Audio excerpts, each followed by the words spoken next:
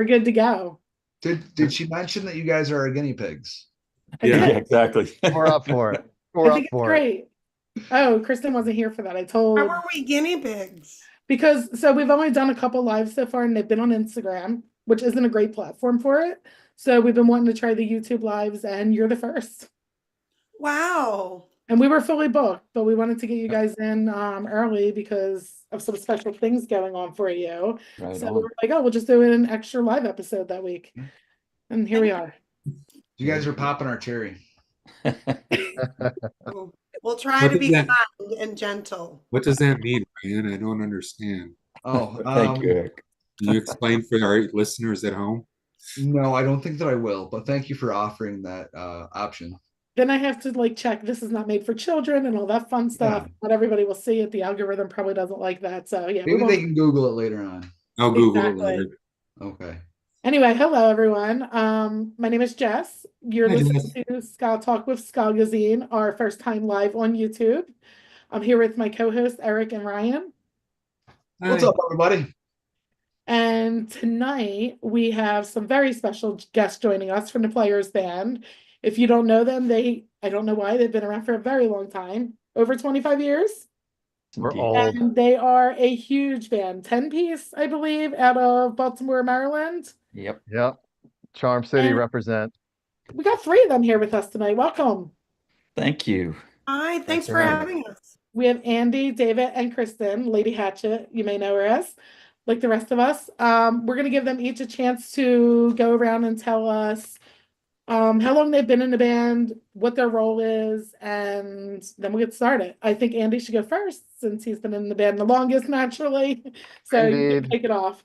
Yeah, thanks a lot. Andy Schneider, drummer, co-founder, I guess, started the band in '99, played in a band called Mobtown Beat in high school days, and after that band broke up, just wanted to find a way to get back into the mix. And a couple of the guys that have been with us for 25 years, still with us. So been some continuity among the bandmates, but then over the years, we've added different horn players, different guitar, bass, keys. The mix has kind of grown over time. You mentioned 10 players. Yeah, usually somewhere between 9 and 11, depending on the night. Lady Hatchet, you're next in Yeah, seniority. I guess I have seniority on you. I was the new guy for a long time. I joined the band in 2008. I had moved down to DC to play in a band. And you're living with somebody and then the relationship goes sour and you're like, this isn't going to work anymore. And they're like, how long? And you say, how long till what? And they're like, how long till you get your crap out of my apartment? And I called up Players Band, longtime keyboard player, Pablo Fiasco, who I knew was living in a warehouse in Baltimore, and was like, hey, Bobby, can I move myself, my crap, and my cat into your warehouse tomorrow? And he said, come to Baltimore. And the next day, he brought me to my first Players Band gig. And he was like, this is how Pablo works. He's like, you're just going to be in the band now. I'm just going to bring you to the gig and you're in the band now. And I was like, don't we have Awesome. The awesome thing is you rock. So we were like, she rocks. Well, I was going to say only two people in the band at that time were psyched about me coming. You and Mark Leary, because Mark was like, oh, she got stage presence. We need that in the band. Everyone else was too concerned about money. Like, we don't want to split money with another person. But a couple of years went by. I learned the tunes. I got on the email list after year 3. And honestly, for a Made an while, honest woman out of you. for a while, I like affectionately referred to myself as the utility infielder of the Players Band to make a nice baseball reference, which we've got a lot of O's fans in the house today. Yeah, like if the bass player was out, I would play bass. If the guitar player was out, I'd play guitar. If Pablo was on the West Coast, I'd play keys, When our longtime trombone player David Blackstone stopped playing with the band, I got to start singing some of his songs. And then when longtime bassist Joe Ross moved to Denver I got to take the bass chair, so now I am the bass player of the Players Band. The moral of that story is if you don't want people to randomly move in with you, don't live in a warehouse. Yeah, You can't right. tell them you don't have room. I'm sorry. Yeah, plenty of room. I thought the moral was if you randomly move into a warehouse with somebody, you're going to end up in their ska band. Yeah, Basically, yeah, That was yes, it. that's a the good bet as well.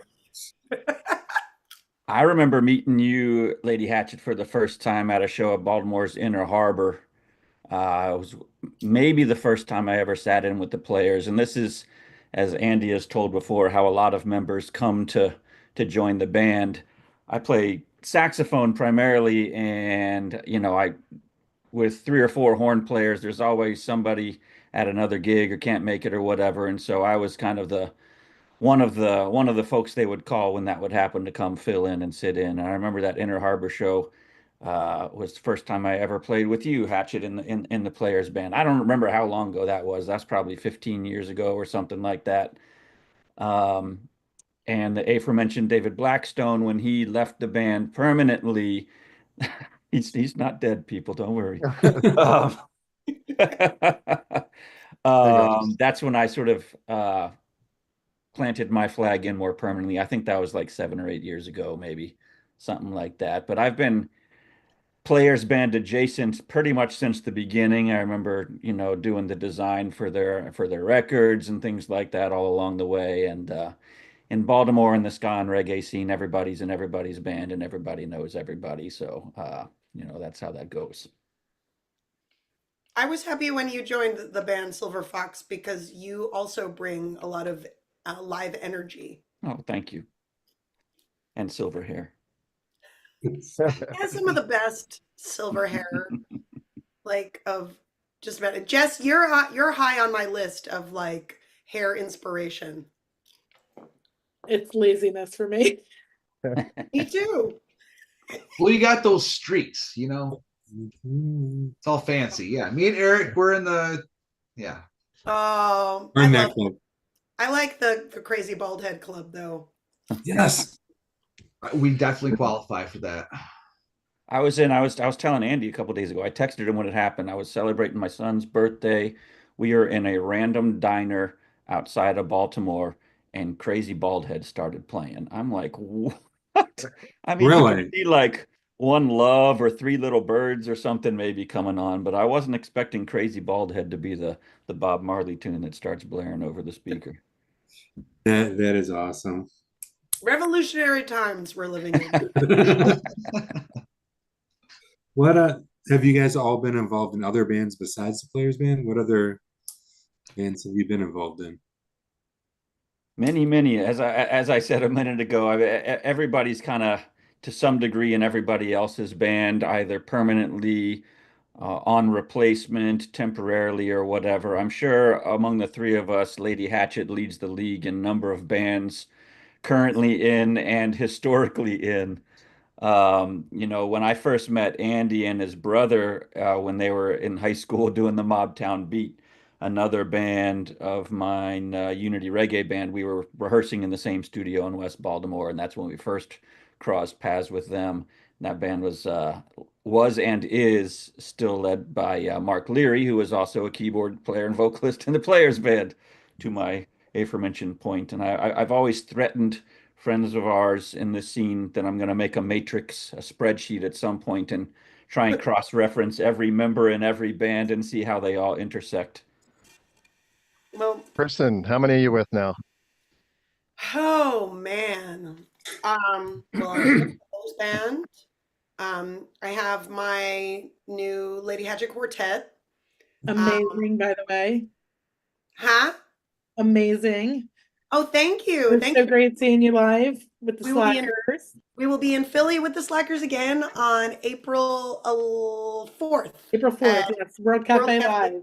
World Cafe Live. And then we will be in Baltimore at the Auto Bar on April 5th. But actually to get in the Wayback Machine real quick, my very first ska band that I played in when I was living in Boston, Take Five, did a few shows with Mobtown Beat. Is that right? Yeah. New England Ska Fest, Oh my gosh. 1998, I believe. Wow. Sounds right. Yeah. And then ironically, when I got kicked out of that band, it was Joe Ross, former bass player of the Players Band, who replaced me on guitar in that band. Ooh. So now the circle is now complete. I have Yes, replaced Joe Ross as the exactly. bass player. So Order Joe's has been the restored to the universe. Joe's the guitar player for the Pie Tasters. He still play. I mean, he travels, a fair amount and plays a lot of the tours with them from Denver. But yeah, he was doing the Pie Tasters and Players for many years when he was here, and then when he moved to Denver, then Mhm. Kristen completed the circle. I'm looking at the other members, like Dan, my brother, who's our guitar player and also vocalist. He started the Loving Paupers. I don't know if you guys know that group. Which is Yeah, I saw them at yeah. the Supernova after party in Yeah. 2023, I believe. Paupers, Fantastic. They're good. Paupers are great. Really, Paupers really are probably awesome. my favorite, like, current band in the scene. Like They they're are just for the me as well. writing, the harmonies, like the arrangements, so Really smart.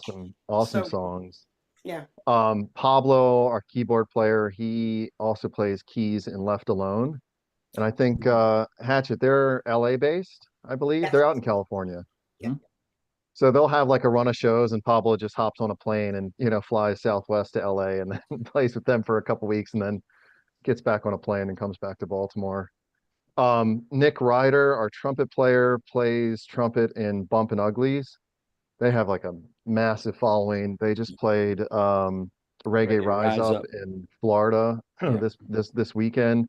Like massive audiences, which would be really cool. And then he plays with Jawworks here locally. They're a reggae band. They've been around longer than we have. They're also very, very good. Craig Considine, our trombone player, plays with a group called the Almighty Senators. They were a Baltimore institution for decades. They're like a funk band, and they just had a reunion show a couple months ago. Worth looking up. Not ska, but really, really funky and a very, very cool band to see live. I think those are the main ones, right? Am I Mhm. missing anyone? That's about it. Yeah. With everybody in so many different bands, how do you guys find time to balance like your workload and figure out ways to work with each other?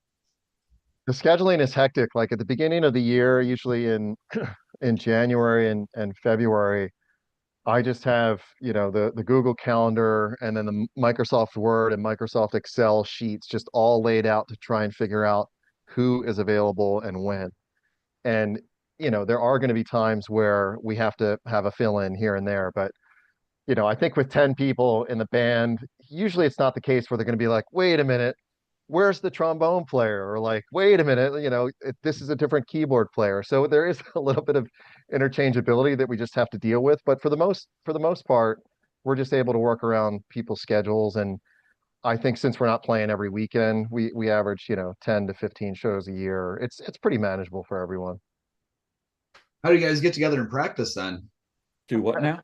Yeah, Practice. Ha! talking about practice. No, that Please doesn't send me happen. here. I'm supposed to be franchise player, and we're here talking about practice. Yeah. Not a game. Not a game. No, so Sounding like Edwin Iverson here. Yeah. yeah, the issue with not practicing is we have no problem like staying tight and playing the songs that we know. I think the only issue is really new material. And that's part of the reason why we wrote the record that we're putting out now is we went so many years without really having a lot of new material. And I thought putting an album together would kind of force us to like sit down and actually write tunes and then make sure everybody could learn those tunes to actually play live. So we'll probably do some rehearsals over the next month or two. But we did, winter time is a good time to try and get together because that's when everyone's gig schedule is a lot lighter. And I think that's what we did. We started learning the new original tunes and everything last winter, the winter before, actually the winter before last, gave ourselves a good summer's worth of playing those new tunes out and getting tight as a band before we got in the studio and recorded them. I think one thing I really appreciate about the Players above a lot of other bands is I think the Players have it kind of worked into its just foundation of existence that people are going to have other gigs And we have such talent, again, to make a baseball reference, we have such a deep bench as far as talent goes. People who can play multiple instruments, people on the substitute roster that we can pull up when we need them.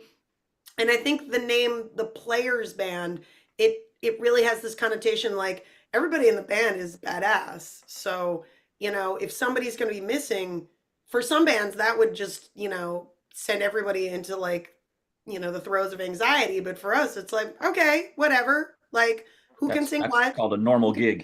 Who can play what instrument? What?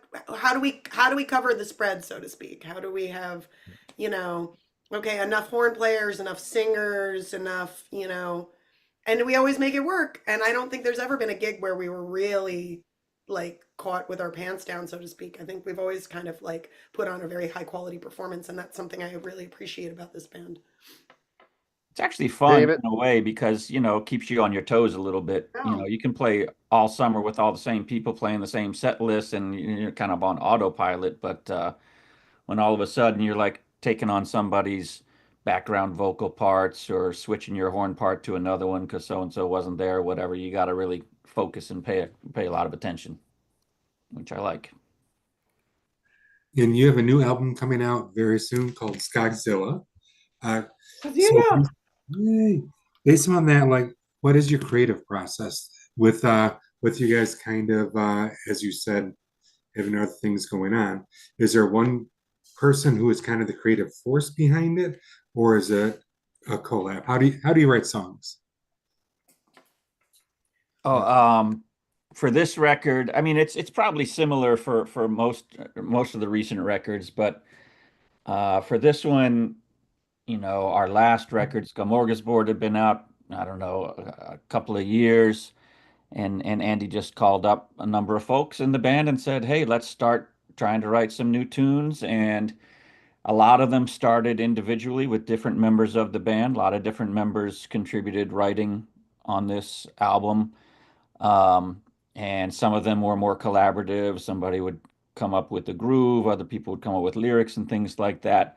But it took at least a year of sort of stopping and starting and working together in fits and starts to get sort of most of the writing done. And some came together at the last moment, really. Kristen, your song Cut and Run, I think, was one of the last ones to sort of get finished before we recorded. Another one of mine, Wanted, was another one that came together right at the last moment. But some of them had been being worked on for a couple of years at least. So it's kind of a scattershot approach.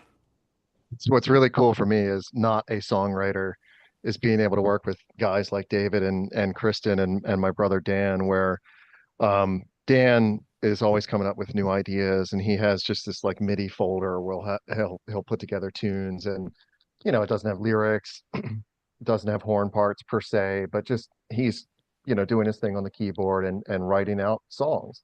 So I remember before we put this record out, he probably showed me 45 or 50 song, concepts or ideas that he had in this folder.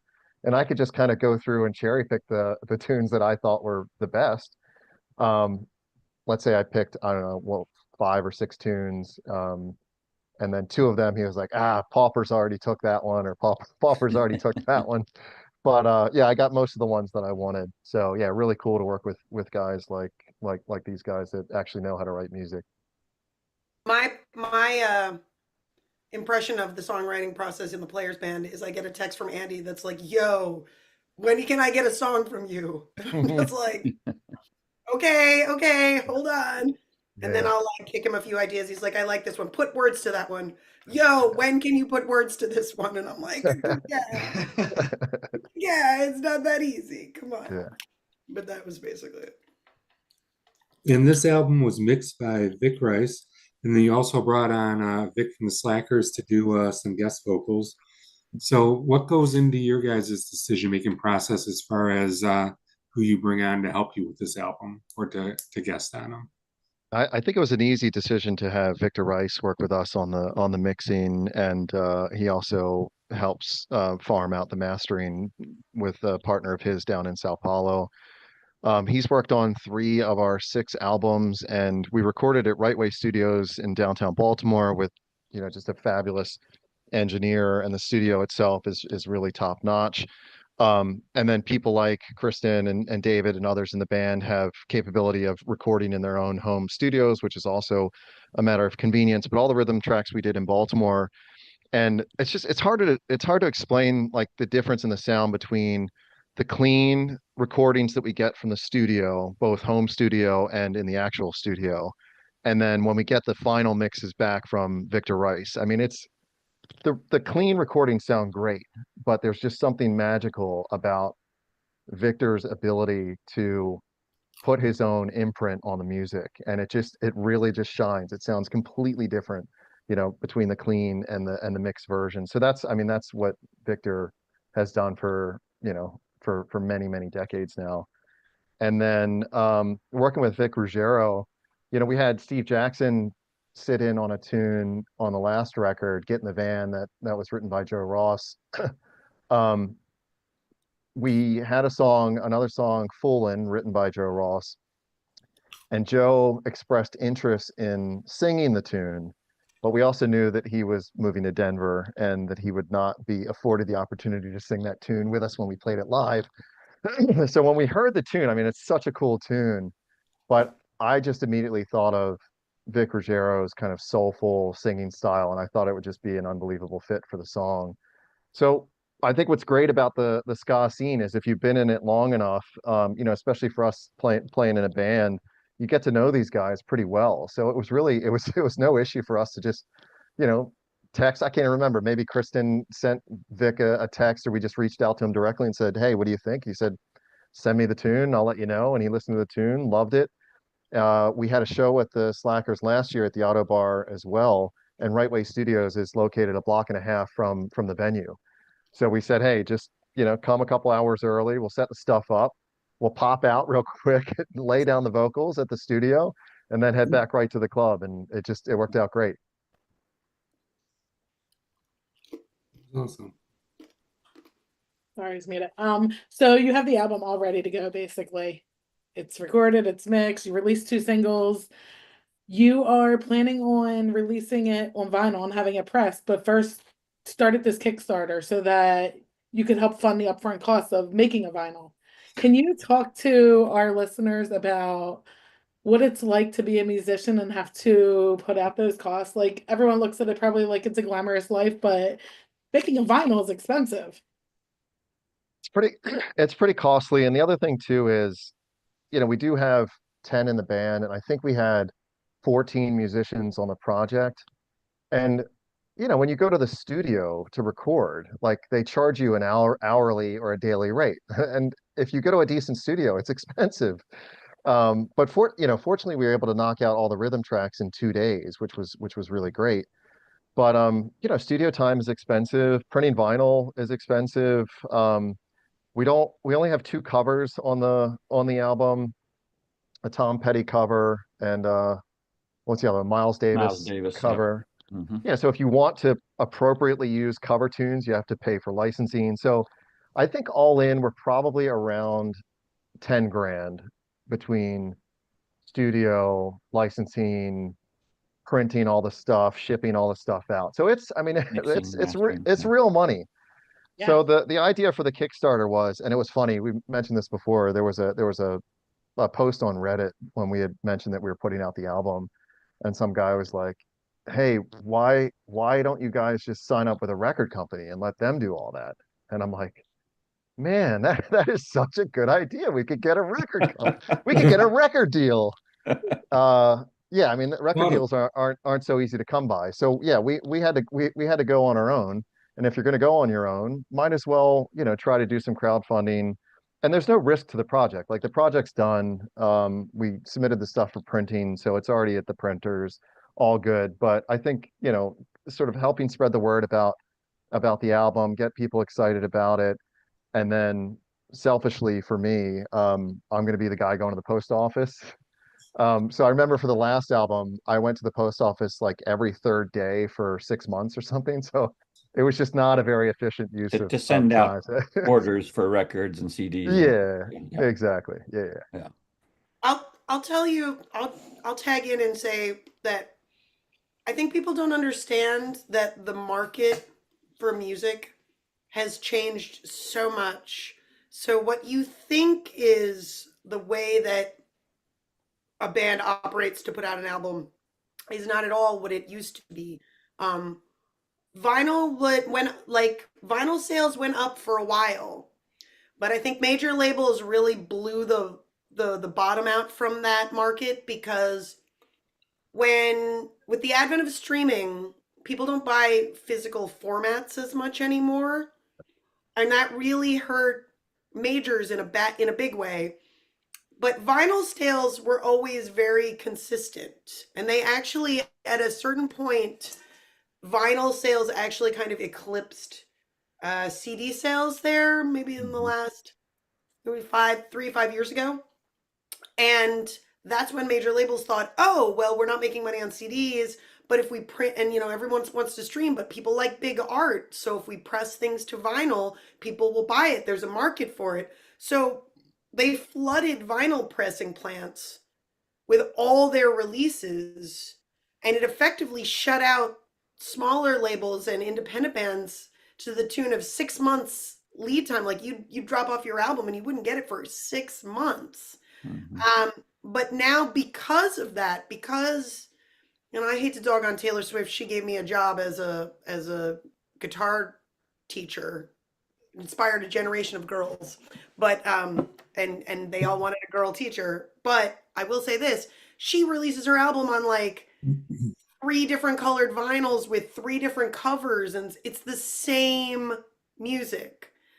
But then her fans get mad because they're like, yo, I don't want to buy all the, I don't want to buy the album why do I need to buy it 3 times? Oh, why is it now coming out with a limited edition track and now I got to buy that one? And I think fans got very frustrated with the way that majors handled vinyl. And now we are in a place where people are buying, like post pandemic, people aren't spending as much money as they were when they were in the lockdown. People are like, the economy is not in a good place. People are just not spending as much money, full stop. And so smaller labels don't want to take a chance to put out a band, even though, the player's been around for 30 plus years, have members in it from lots of notable bands within the scene, but still smaller labels are gun shy because the profit margin is like, the break even is so, you have to sell so many, and it's not a guaranteed thing anymore. People aren't just like, oh, I'll take a chance on this band I don't know anymore. Like, people are very tight when it comes. They don't spend like they used to on vinyl. So the idea of like, oh, just get on a record label, that's not real anymore, unfortunately. And like, some people have day jobs that are lucrative, but you see that crock pot? That's how I'm gonna eat for the week. Okay, being a professional musician is not glamorous. Like I'm baking bread right now. The oven's gonna ding in about 5 minutes. All right, like this was a show beer. I saved this from a gig. No, So and I know once you get involved once with a record label, they want to have their hands involved in the process of it and the recording of it, the product that's going to come out of it. So, there is a lot of freedom and some leeway when it comes to doing things independently. You can put whatever type of message that you want in your music and in the art and everything behind it and have really a part of you, in what you're making, which I think is really awesome. So, There's yeah. also an expectation a lot of times with labels of a tour to support records when they come out, that the bands are going to go on the road.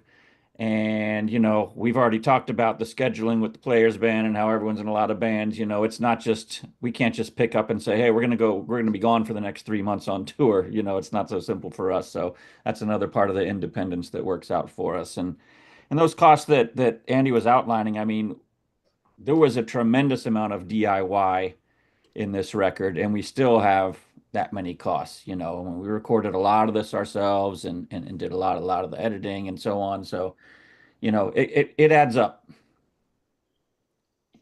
Yeah, 100%. So for our Um, listeners that are not familiar with Kickstarters, I have done some. I've gotten albums that way. I am a vinyl collector and I still spend money on vinyl. I'll probably go do the Kickstarter like as soon as we're done here. right on. But tell them how this works. To me, it's really not that much different than pre-ordering a vinyl, you know? It can be that simple. I mean, and so Kickstarters work based on donations, and typically all the Kickstarters have rewards for the people that donate at different levels, different amounts. You can donate whatever you want, of course, but there's some sort of preset rewards to give an idea for folks. Hey, if you give $40, then you're going to get this or whatever. And Kickstarter also works. Another thing notable about it is, the person putting on the Kickstarter sets a goal, a monetary goal to reach, and you have to reach that goal or you get none of it. So it's an all or nothing proposition, and it's time sensitive. Ours is running from 1st of March to the end of March, so 1 month's time to reach our goal. But yeah, so the rewards, uh, pre-ordering, digital download, all 14 tracks, pre-ordering a CD, pre-ordering it on vinyl, CD and vinyl, digital download and vinyl, all those different kinds of things. And then we've come up with some other interesting rewards as well. Certainly, we've got the merch, the shirts and stickers and all that kind of stuff. But um, Lady Hatchet was talking about how the band members in this band are kind of all players. Well, we are, and she also talked about how she teaches guitar and everything. So that's another thing. There are lessons that you can purchase through our Kickstarter campaign. You can get an hour lesson with Lady Hatchet on guitar, or I can't remember all the different ones that were kicking in, drums, keyboards, that sort of thing. So you can get lessons with members of the Players Band as well Really? as some of the rewards. I have a drummer child. There you go. Oh, rock on. I love your drummer child. Pick up the ox. That's pretty cool. Mhm. Definitely I think some we're going to be adding some new incentives things up to on it as well, like right, Andy? Sorry, we got some new SKAZILLA swag coming out soon that I think we may add to the Kickstarter as The well. SKAZILLA shirts are off the hook, so we got to get them up there shortly. Sorry to cut you off, Ryan. Awesome. So what is your goal and how far along are you towards that goal? We're 5K. exactly halfway, right? Yeah, Halfway through yeah. the month and halfway to our goal Okay. as of today, as of this evening. So we're trying to get to $5,000. We'd love to eclipse that. Andy mentioned what it costs to make, so we're trying to recoup some of the costs of what we've put out to make the record, and we're about halfway there. Okay. Well, you got this. All right. So since we're talking about the record, how about we get into some of the songs that you guys have released so far?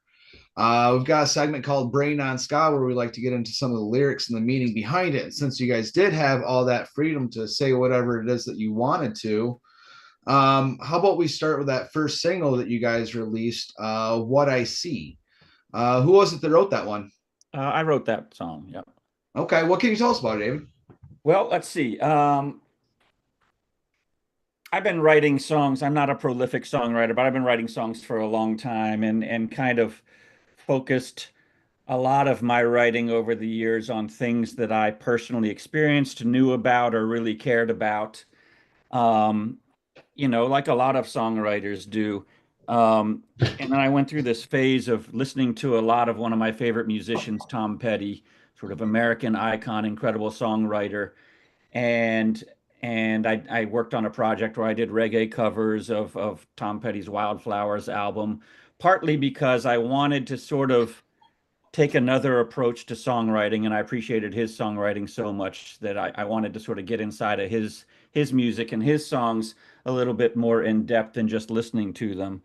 And it wasn't exactly my intention, but the first two or three tunes that I wrote lyrics for after going through that process came out a lot more sort of blue collar sounding than what I typically would have written about, or a little bit more on the storytelling side, which was a really big component of Tom Petty's songwriting. And so what I see, I think, is an example of that. I wasn't necessarily, while some of the emotions and things like that that are part of the lyrics are certainly come from me, I was really looking outside of myself in the storytelling part of it, and it's really about somebody who just runs into their ex at a bar or a show or something like that one night, and has been going through a lot of hard times, hasn't been, you know, super successful person in their own mind or whatever. But they run into their ex, and instead of sort of this kind of it starts out, you think they're sort of like, hey, come back, you know, begging them to come back to you. But what it's really all about is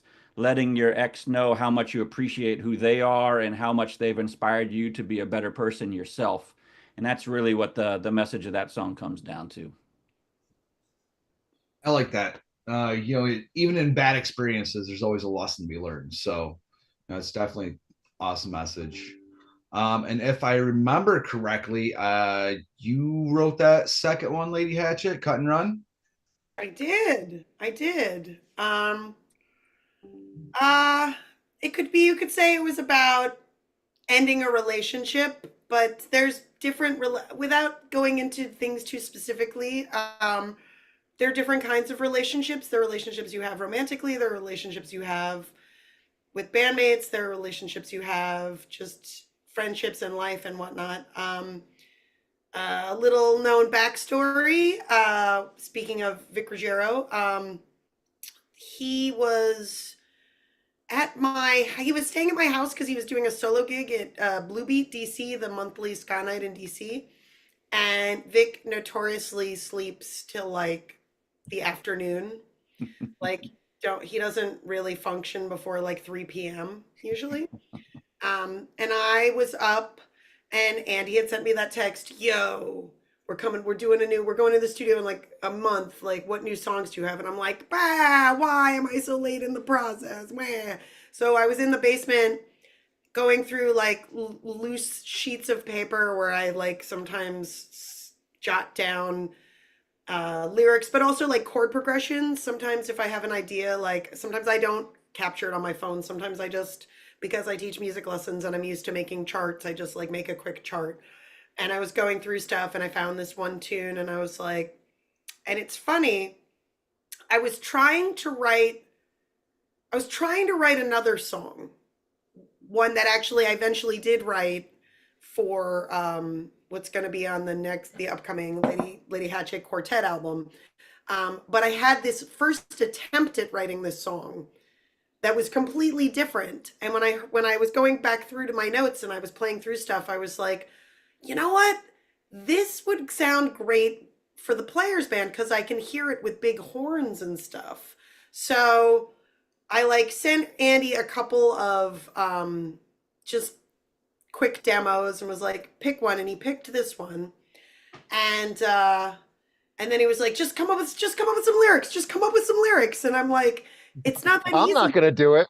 I'm not gonna do it. But I'll tell you, maybe it's different for Dave, but for me, when it comes to lyrics, like either they come out like in one fell swoop. I'm going to use this example that I think I've used with y'all before and probably embarrass Dave and Andy in the process.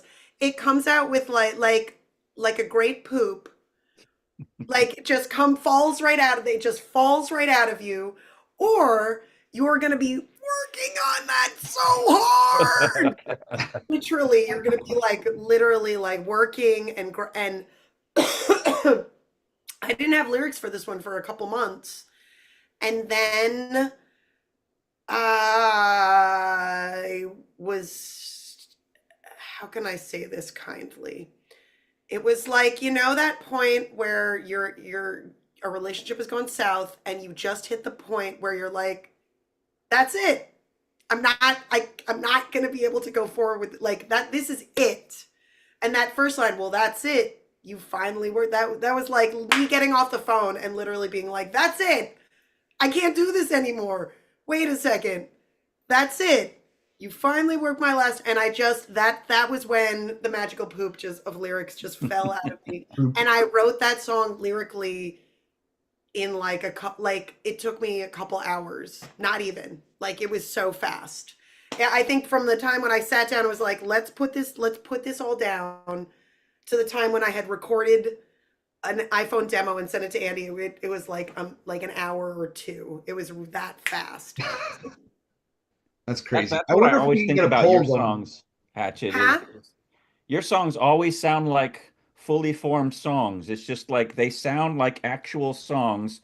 I feel like I'm trying to piece together Frankenstein things together that I think are, I've heard before. That kind of sounds like what a song is supposed to sound like. Your songs just come out sounding like songs every time, and it's just Oh, like, wow, there it is. well, I always say this to people who are all like, I've heard from different colleagues, oh, I can't write songs. I just can't sit down and write a song. And I'm like, nah, I call bullshnikes because trying to keep it real for the children. Um, I think what it is when I got kicked out of my first ska band, I knew I was like, all right, no one is going to play. The way that I will get people to play with me is I have to learn how to write songs. Mhm. And, like the way you learn how to write songs is just by figuring out your process. And I know that sounds kind of simplistic, but that's really all it is you have to figure out what works for you. Um, for me, I know I have to I have to work at it every day. And when I'm actively trying to write songs, I have to write every day.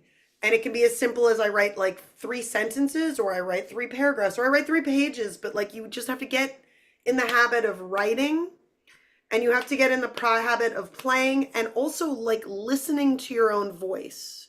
For me, like the songs fall out easier when I'm like really listening to myself, when I'm like humming that song in the shower or the car. I have to be, oh, that's good. Let's go get that. Let's go capture it before Mhm. it goes up back to the ether. And you have to kind of just be very in tune with yourself in that way. And like, I'm not prolific either, since when did I start writing songs?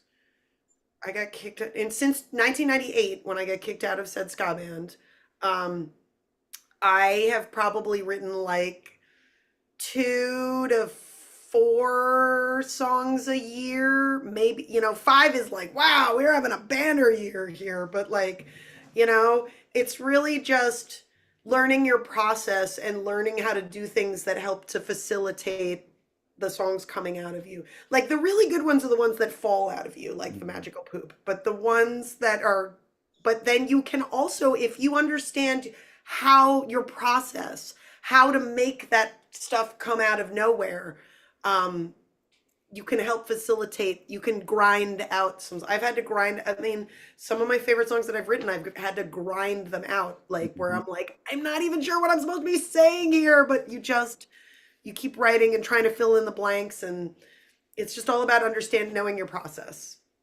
That's all. You're Each deep. metaphorical fiber.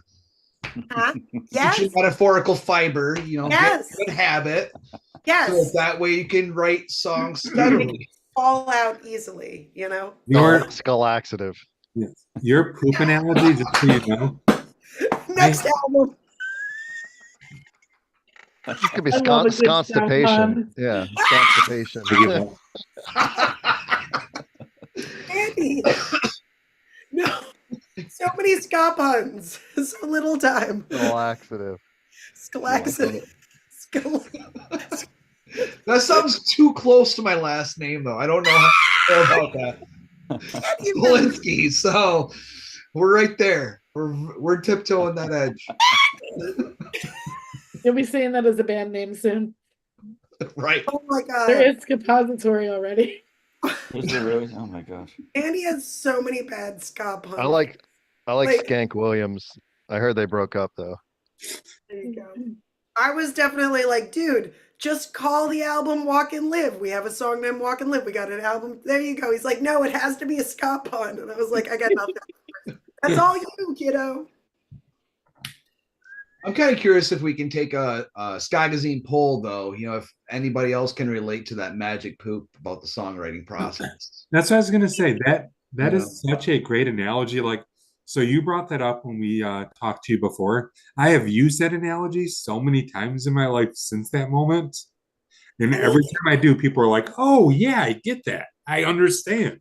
Like, I know it sounds a little bit vulgar and crass, But it's true. it's not. It's like songs fall out of you. Like I firmly believe that when you are really inspired, you are just a conduit for from From a poop.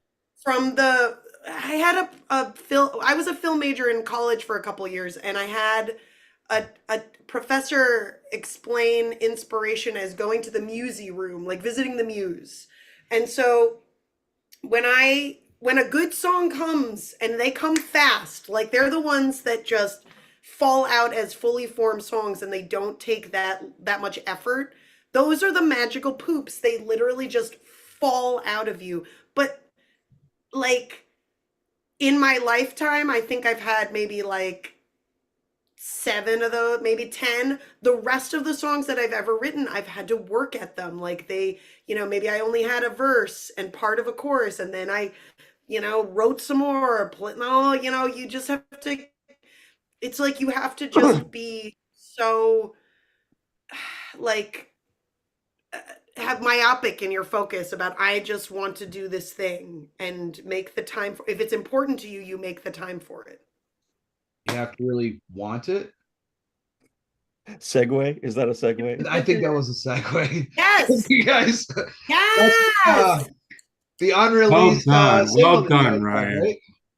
That's right. So tomorrow, St. Patrick's Day, no, just a coincidence, but tomorrow, our third and final single off the SKAZILLA album is being released. It is called Wanted. It's out in another Hong song Kong I and wrote. Singapore right now. It's available in Singapore right now. Yeah. Okay, there you go. It's out now. Yeah. In reggae and ska music, I think there's a long, beautiful, storied tradition of writing new songs over rhythms from other songs, right? I've probably played 3 different songs over top of the Hot Milk rhythm, for example, the Answer rhythm. There's a million of them, right? The Promised Land rhythm, And so there's a long tradition of that. And so I'm driving across country home from visiting my family in Arizona 2 Christmases ago, listening to Bob Marley radio, I think it was, Tough Gong radio. And Wanted, Dread or Alive by Peter Tosh comes on. And that was just the funkiest bass line. As soon as it hits, I'm just like, oh man, I'm just having fun driving. And I'm like, as soon as I get back to Maryland, I'm writing a song with using that bass line. And that's what I did. Probably was within 3 or 4 days after getting back home that I was sending Andy a demo of Wanted. And not just the bass line, but using the title of the song as inspiration as well.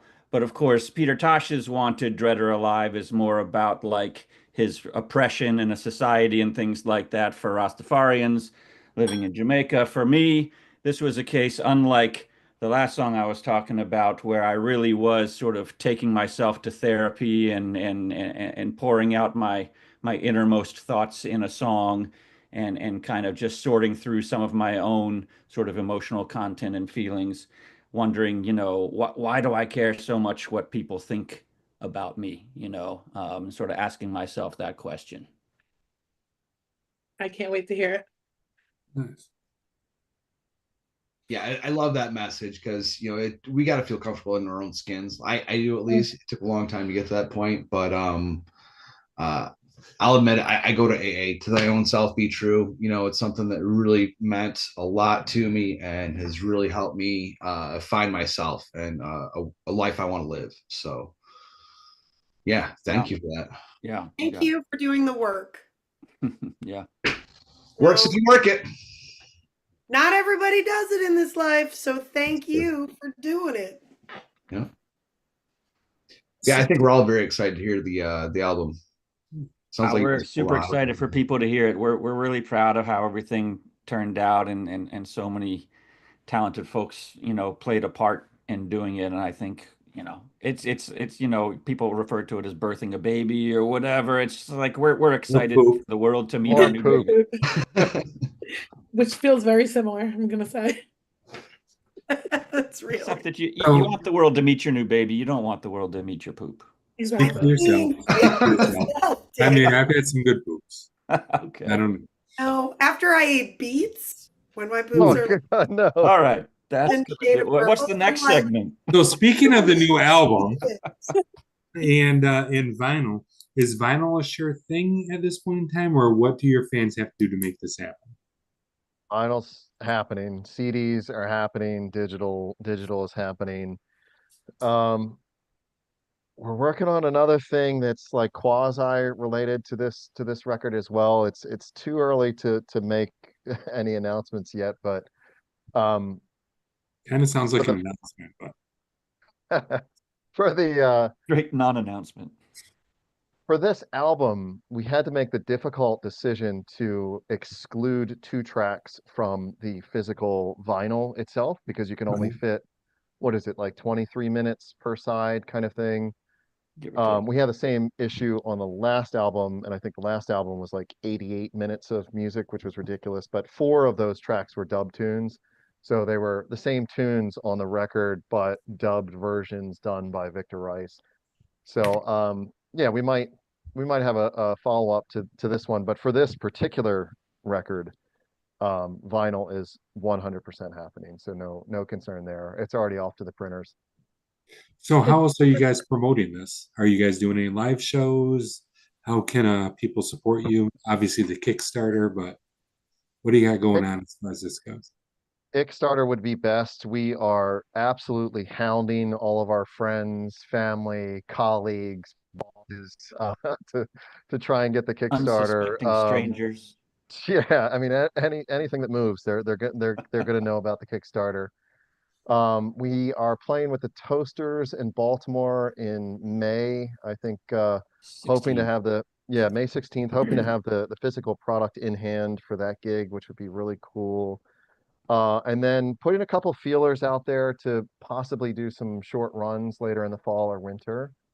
So we'll just be sure to keep everybody posted on, trying to get to Philly, maybe a Chicago, Boston, that kind of thing. So Detroit. yeah, Detroit, Motor City. I like how Yeah. you jumped Michigan, around us. Y'all Michigan Chicago folk, back to Midwest folk, you are the best live audiences, hands down. Hatchet. Tell them Detroit is a good time. Help me out. I've always had like Michigan people. I know have you. been with me my You whole are part life. of Detroit. You are part of Detroit. Big up all my people in the D. But that's another answer to the question, what can folks do? And just coming out and seeing shows is the biggest thing people can do. We do this to share music and have an experience with people that are there in the crowd and with one another on stage. And it just works a lot better if there are people there in the crowd to hear it. And Sure. we just, we really vibe off it and just, whether it's our band, another ska band, some other genre, just support local music, support the bands you love and get out there and see them play. That's one of the biggest messages we try to spread on every one of our interviews and everything we post, because being on the other side, we want more people out there with us. Absolutely. We want to see it succeed and see it grow.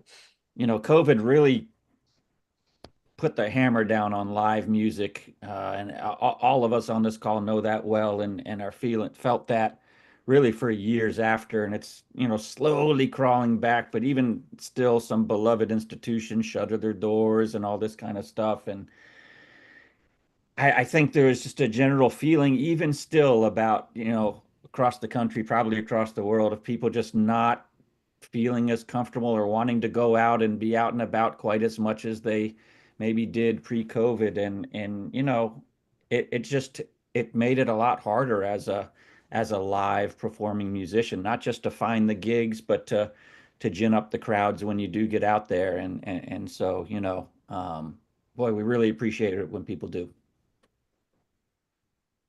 So for the people who do want to see you live and you don't have the announcements yet, tell them where they can find you and stay up to date on these things.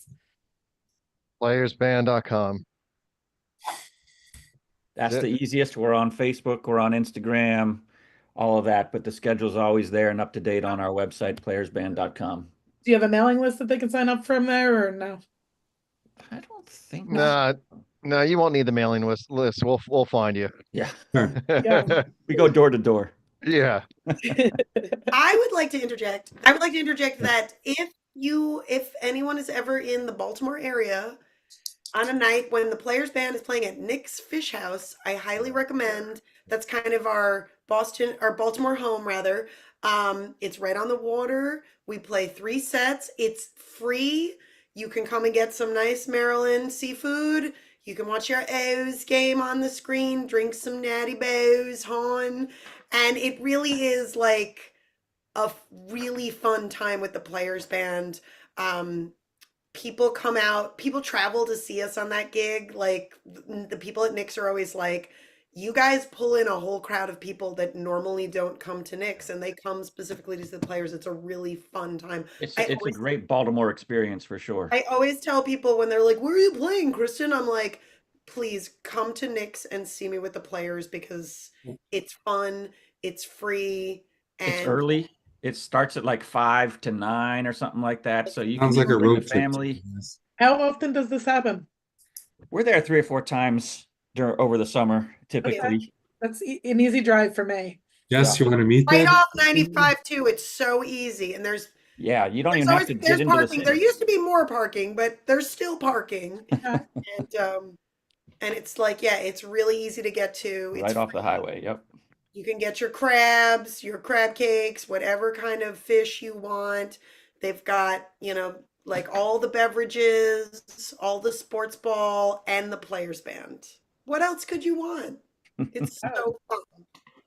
We Jess, always, road and trip? then later in the summer when we're really locked in as a band, like, oh, we have fun. Like that's a real musician's gig. We get to stretch out some tunes, take some longer solos, do some versions. It's a lot of fun. Yeah, So, like I said, Look 5 at to that. 9. So we're playing for a long time on those shows. So yeah. I'm in. I'm in. Let me know when they happen. yeah. Yeah, We'll man. do. We'll do. First one's in Go to April, the I Oh, think. the land of They got a Pleasant. website, Eric. That's right. Really, Players what is that Band.com. website, Ryan? Let's just plug this. Do you remember it? Playersband.com. That's it. That's the Easy one. enough. That was a question mark, but you did so good. So traditionally we end with talking about how important it is to be part of your scene. But actually, David, I think you did that I for already me. did it. I stole your thunder. I'm sorry. You did it, and that's okay. But I will give a friendly reminder to what you said. You guys have a Kickstart going on where people can get involved and get some cool stuff that's going to support you guys. And Great way to be in the scene. yeah, in general, show up to the shows. Like regardless of if you're in Detroit, Baltimore, Philly, wherever you're at, uh, the scene only lives if people actually show up and be part of that scene. So Even if you have nobody to go with, you will make friends. I'd also like to interject how about that Jess? now especially community is very important. Not Amen. like your online community is important, but your physical community, the people that you can see and touch and can actually be there for you in the flesh is more important now than ever. And I think like showing up for like if there's a good show, go check in with your community, go pick up some of those good vibes and, be with your like-minded people. It's really important. Yes. Yeah, we're all hurting right now. And I will speak for myself here for a second, not going deep. And if you've listened to this podcast, I have gone deep before, but really the people in my local scene and the people who show up at shows and have been messages with me when I went through some really traumatic and rough times in life, these are the people who got me through it. It wasn't the people I've known for 20 years. It was the people who were people who had been involved in this scene who sent me messages being like, hey man, what's going on with you? Let's talk about this. You okay? So like being involved in the scene isn't just great concerts, it's friends that you'll have for life and people who will support you and care about you. And really there's nothing better, you know? I was saying the other day, and I appreciate that, Eric. The other beauty of sort of seeing local music at smaller venues and local bands and things like that. For me as a musician, and as a spectator. I sort of think about it from both sides of the coin. But as a musician, I love interacting with the people that came out to the show. If you go see a super famous band at a big arena, you're certainly not going to be doing that. But at these places, at least speaking for myself, I love hearing from folks. What are they like? So on and so forth. And I love going up and talking to musicians and bands that I go see myself. It's part of the experience. I encourage anyone that goes to see a band, go up and say hey to the band members, the musicians, talk to them, tell them what you like. And half the shows I go to, the beautiful part is I fanboy people. They are literally working their own merch tables. So I can Yeah, watch them do a set, then can go over and be like, dude, I love you guys. Like, yeah. look, I got a tattoo of your band. Like, it's fucking amazing. Like, Right. so it is an amazing thing. Yep. If you want to get a tattoo of any of my bands, I'll give you free shit. Oh, sorry. Shoot, I might just do that. I might just do that for you, Lady Mitch. I want to say it first. SKAZILLA's available. You can get a tattoo of that. That's pretty bad looking. I might. Do you have like a version of SKAZILLA with like the checkered? What am I doing? Dude, we'll get you We're whatever getting you there. need, man. Yeah, You know we're what? You getting make there. me a SKAZILLA tattoo and I will get it done. This is a promise on live YouTube. There it is. Up with something, I will get it Hold you tattooed to on my that. body. There I'm an easy sell. So, Yeah. Gotta be right here too, right? Just right. so I Skazilla. will be waiting for the picture. I will send it off to my tattoo artist. I mean, actually, Godzilla is a ska person. Might be a fucking great tattoo. So make it and I will get it. Add them to your circle pit. There it is. Ooh, so I do. I got a circle. You can't see it, but I got a circle pit going around my arm. I will add it to the Ah. circle pit if you create it. Dude, that's awesome. so rad. Looks like you only got room in the armpit at this point, though. You gotta, but you'll be back right next to the mustard plug, dude. There So you go. Right? There you go. That's no, it's a rad. good spot. It's a good Yep. spot. That's a tender Wall of spot. Fame right there. It is a tender That is a spot, tender but it's spot, okay. actually. Yeah. All right, I'm holding you guys to it. Oh, we're gonna I hold will you. have your band tattoo here as soon as you send it to me. All right. Is that it, Jess? You got any I think closing? that's it. Anybody? I'll have closing remind comments? everybody that they're listening to Ska Talk with Skagazine. This was a live episode. I will be posting it to Spotify. So go over and follow there if you don't do YouTube, or subscribe to YouTube, and I post all of our interviews And that's there. everyone. Help us too. Like as a podcast and as a media person, our passion is to like talk to bands and promote them and really to promote your local scenes. Like I can speak for myself, Jess, Ryan. We're involved in our local scenes, and there's nothing better. We look forward to it. We love the people in our scenes, and that's what we're here to promote. And live for it. Yes, Yeah. literally. So I think that's how we all met each other, right? Right on. I'm in the process of trying to build one right now because I gotta go 2 hours to get to a decent show. Hmm. So Davey said your wife was a Chippewa, right? That's me.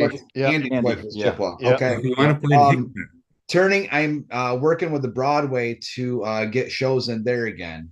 Oh. It's like a 300-400 capacity venue that would be awesome. Mm. So I just got appointed as concert committee chair. So we're working There you on a show in September to bring some Awesome. people in. So yeah, if you guys do come to Michigan, if you're ever interested in playing the Broadway Theater, Mount Pleasant, putting on a show That's for the awesome. Chippewas, Already love to have you. Mount Pleasant, flattest mountain in the States. It is too. And if I you love- want to play Detroit, let me know. So maybe you can go Hitsville, from USA. Detroit to wherever the fuck Ryan's from. Yeah. Hitsville, USA. Haven't been That's yet. right. That's right. See, there you. Love Michigan. You love are part of Michigan, Hatchet. Just so you know, like you are Michigan. When you look at the sky, you are part of us. I feel personally like I feel an affinity to Detroit because Detroit, like Baltimore, second tier cities, have seen their fair share of industry fallout and a lot of urban decay, but also within that, the artists have reclaimed the city and done really cool things. There's a lot of there's a lot of civil rights through Detroit. There's a lot of civil rights through Baltimore. There's I don't know, like I know a lot of really awesome people in the ska scene. I know a lot of people, really a lot of people, awesome people in Detroit who are not in the ska scene. Allison Lewis, Donnie, Dupe Dupree, some of those Inside Out Outlaws. I've had magical shows at it's like a biker bar. It's like a biker bar. That doesn't help. Smalls, you've been at Smalls, you've been Corktown. Corktown, yes, Corktown Tavern. Corktown Tavern. I played there with been HR. It's one of the most magical shows I've ever played. Yeah, we passed a joint around while HR was doing a spoken word over there. Who's got the herb rhythm, and it was like yeah, it was magical. Yeah, I also Detroit adjacent in Toledo. I always have to big up the man Ken Ottawa. Hudson on guitars. So, yeah, I love y'all. Did you call Toledo Detroit adjacent? Because you want to be careful with that. I can't say that. Ohio, Michigan, there's kind of a thing there. I'm okay with It's it an hour personally. away. It's like Toledo is to Detroit as Don't Baltimore. say that. People, there's a No? big Detroit like. I think folks are already thinking. We like sports kind of shit going on. It's like that. Yeah. Homeboy's got to drive 2 hours for a show, and you can't drive an hour to Toledo. Come on. I mean, I did it. I saw you guys review it. It's like the Berlin Wall. That is actually very Down fucking that true. wall, Detroit. Anyway, Jess, Eric, Ryan, we can't thank you enough for having us on. So Thank awesome you. to get to talk to you. We appreciate you helping us promote what we're working on and the scene in general. So thank you so much. Of course. Thank we Yeah, love for the Ska work. Skagazine, Yes, thank you, smash guys. that like button, smash that subscribe button for them. All Absolutely. right. Love you guys. And Thank you. good night, everybody. Can't wait to hear that single tomorrow. All right. Got Thanks. it. Absolutely. Bye. See y'all.